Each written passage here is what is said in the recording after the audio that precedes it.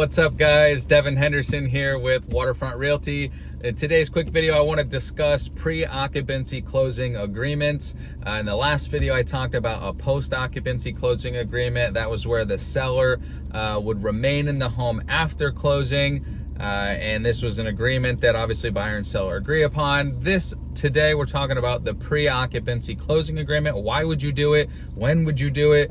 Let's jump in. So a pre-occupancy closing agreement is where a buyer or a seller, I should say, allows a buyer to move into the home prior to closing.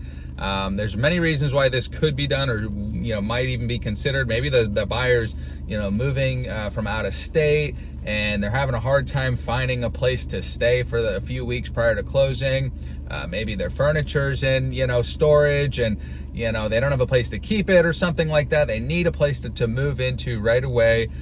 So a pre-occupancy closing is where the buyer would say, hey, look, seller, can I please move into the property 2 or 3 weeks prior to closing? I'll pay you $5 grand, 10 grand, whatever, depending on how long they're going to be there prior to closing. My strong recommendation, though, would be to try to avoid this. I don't see them too often. I have seen it a few times.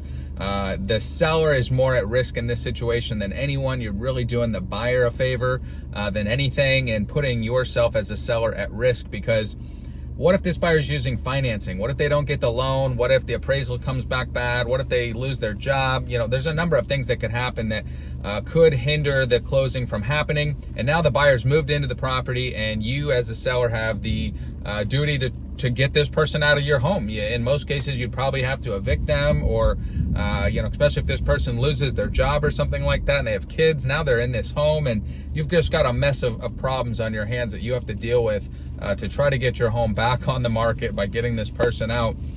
Most attorneys, I would say all attorneys would probably agree, stray away from this situation. Try not to do a pre-occupancy closing.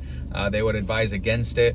Not to say it can't be done and that it isn't done, but things can happen with this. So just make sure you are using an attorney to handle this sort of arrangement, that it's all in writing of the terms, and put as much terminology in there stating what happens in the event the buyer doesn't get the loan, and how soon he agrees to vacate, and maybe some consequences if he doesn't, because you don't want to have to go through this process, having to evict the person and things like that can be nasty.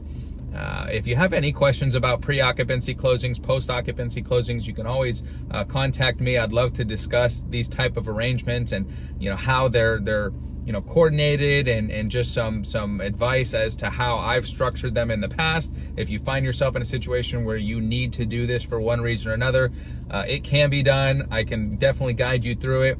And happy to answer any questions that you have. As always, if you're looking to buy or sell in Naples, please call me or check out my website, yournapleshomesearch.com, or call me on my cell, 239-877-3994. Thanks.